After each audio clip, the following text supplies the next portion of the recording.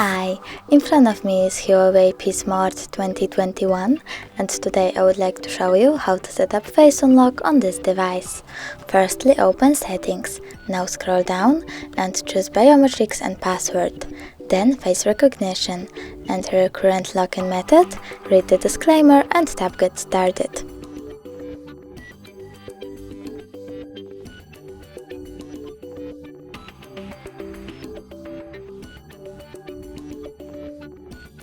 Now, I can turn off my screen and turn it back on to see if it works.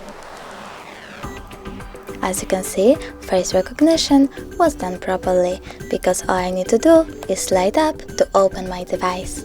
Thanks so much for watching. If you enjoyed this video, don't forget to leave a like, comment and subscribe. Bye!